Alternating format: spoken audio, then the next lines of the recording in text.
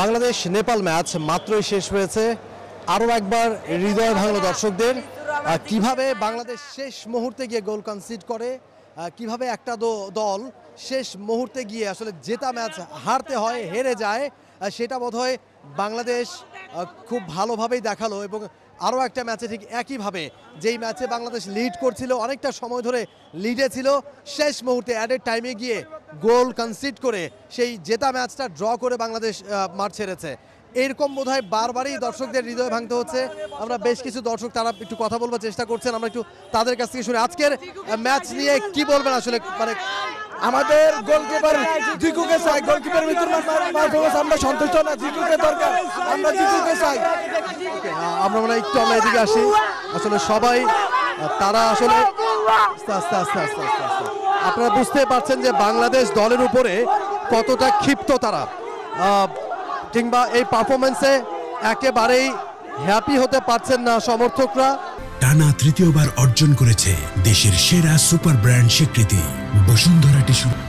এবং সবাই তারা আসলে তাদের যে হৃদয় ভাঙার যে গল্পটা কিংবা তারা যে কষ্টটা পেয়েছেন ম্যাচে, সেটার একটা প্রতিক্রিয়া, সেটার একটা বহিঃপ্রকাশ আপনারা দেখতে পাচ্ছেন।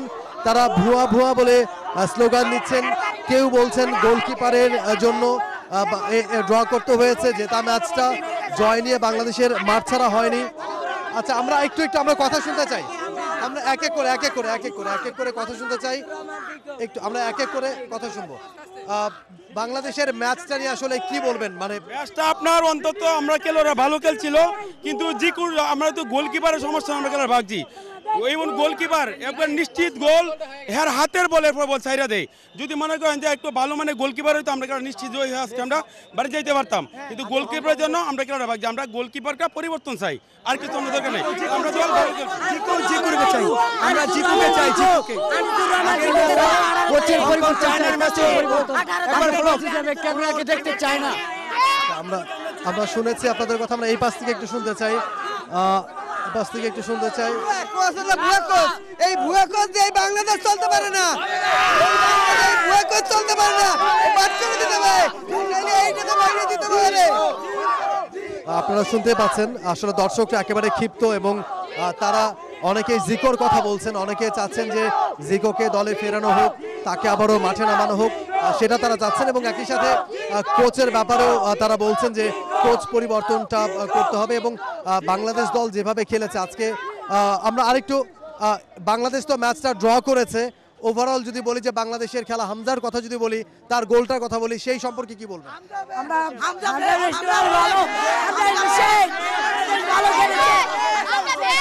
প্রিমিয়ার লিগে যে গোলগুলো হয় প্রিমিয়ার লিগের মতো, বাইসাইকেল গোলটা পুরো প্রিমিয়ার লিগের গোল মতো হয়েছে, আর কোনো কথা নেই। হামজা ভাইয়ের গোল বেস্ট, হামজা ভাই বেস্ট,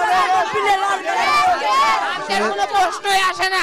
হামজা হলো আসলে বাংলাদেশ ইউরোপ কান্ট্রির মতো খেলুক, যেভাবে প্রিমিয়ার লিগের প্লেয়াররা খেলে, তারা যেভাবে গোল করে, লা লিগায় আমরা যেভাবে গোল দেখতে পাই, যেভাবে আমরা মেসি রোনালদোর খেলা আমরা লা লিগায় দেখেছি, বাংলাদেশের প্লেয়াররা যেন এভাবে গোল করতে পারে, আমরা সেটাও চাই। বাংলাদেশের ফুটবল অনেক ক্ষুদে সমর্থকরা, একেবারে ক্ষুদে সমর্থকরা তারা এসেছেন এবং তারাও বলছেন আসলে হামজা সম্পর্কে তারা প্রশংসা করছেন। এবং হামজা যেই গোলটা আজকে করেছেন, যেই গোল করে দলকে সমতায় ফিরিয়েছেন, আমরা আসলে দর্শকদের কথা আমরা শুনছিলাম এবং তারা জিকোকে ফেরানোর জন্য কথা, তারা এক সুরে তারা কথা বলছেন। এবং অনেকেই আমরা শুনছি, জিকোর কথা শুনছি, অনেকে বলছেন যে কাবরেরার পদত্যাগ চান। তবে আজকে হামজাকে নিয়ে তারা প্রশংসা করেছেন। হামজা যে গোলটা করেছেন, অসাধারণ একটা গোল করেছেন, পেনাল্টি থেকেও একটা গোল করেছেন এবং বাংলাদেশকে লিড এনে দিয়েছিলেন, কিন্তু সেই লিডটা বাংলাদেশ শেষ পর্যন্ত ধরে রাখতে পারেনি। শেষ মুহূর্তের গোলে, এর আগেও আমরা দেখেছি হংকং ম্যাচে শেষ মুহূর্তে গোল খেয়ে দর্শকদের হৃদয় ভেঙেছিল এবং আজকে আরও একবার তার পুনরাবৃত্তি হলো। সেই ক্ষেত্রে অনেকেই গোলকিপারের দোষ খুঁজছেন, অনেকেই জিকোকে ফেরানোর কথা বলছেন, অনেকে কোচের দোষ খুঁজছেন, কোচকে পরিবর্তনের কথা বলছেন। এই দাবিগুলো সাধারণ সমর্থকদের কাছ থেকে আমরা শুনছি। For more updates, subscribe to our YouTube channel and click on the bell icon. Follow us on Facebook and Instagram. Download T-Sports app to enjoy exciting games and highlights. Visit tsports.com.